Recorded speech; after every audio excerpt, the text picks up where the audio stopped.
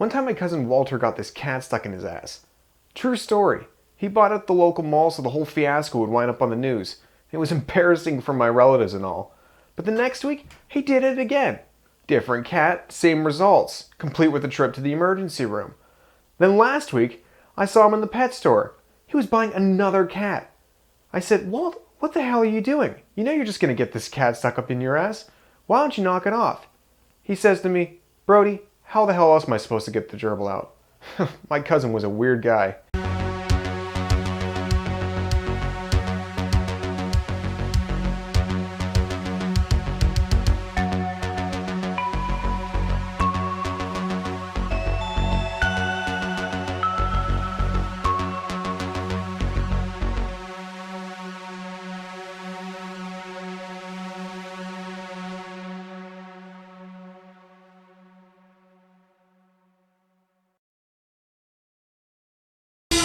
You callow in here.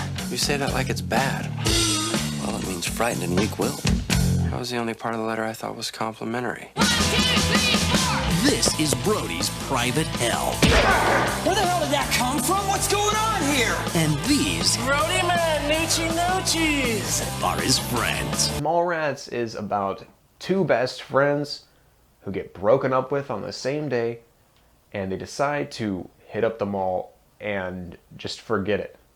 But they can't forget it because they run into their ex-girlfriends at the mall and try to win them back.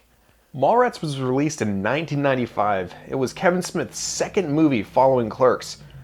Mallrats is actually a prequel to Clerks. Although it doesn't have Dante and Randall, it talks about certain situations like the death of Jolie Dwyer from Clerks. And also Jay and Silent Bob are in this film. Speaking of Jay and Silent Bob, actually Jay wasn't going to be Jay in Mallrats. The studio actually wanted to go with somebody else because, as what I know, they didn't like Jay.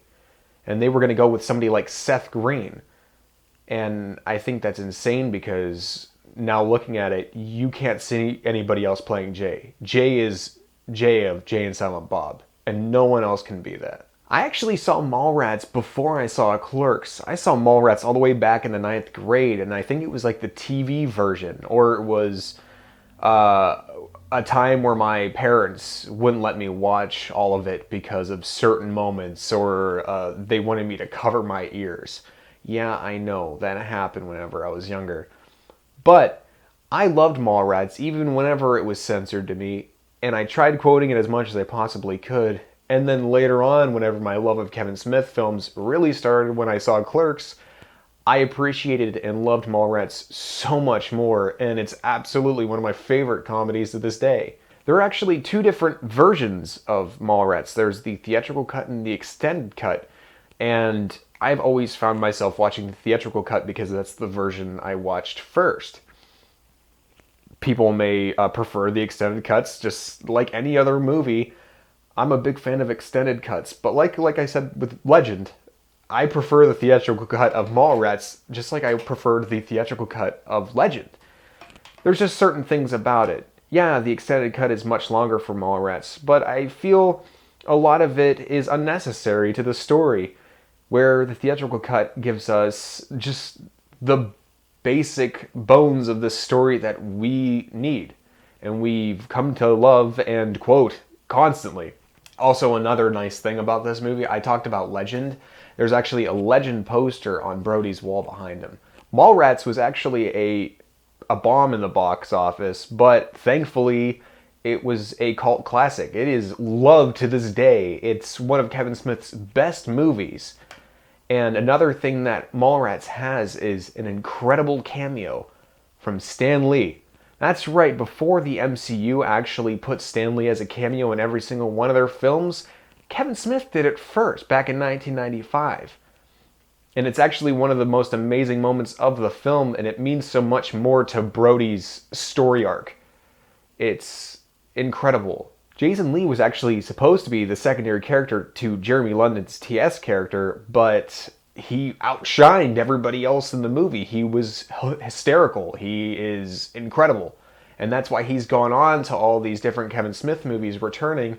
And Mallrats really started it out for Jason Mewes. I mean, he went on to TV shows and movies. In fact, he is in one of my all-time favorite movies, probably one of the greatest movies ever made, Almost Famous. Ben Affleck is even in Mallrats. It's a small part. He's the asshole from Fashionable Male.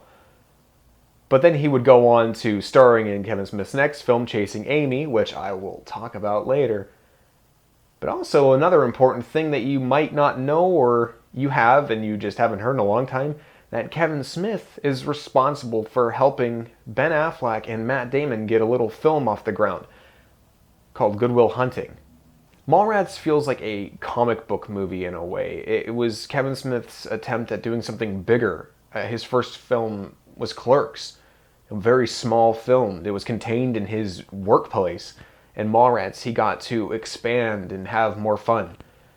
And the reason why I say it's like a comic book film come to life is because you get stuff like Jay and Silent Bob trying to get the plans to destroy the stage, and ziplining across the mall, or using like a grappling hook to shoot up away from the cops.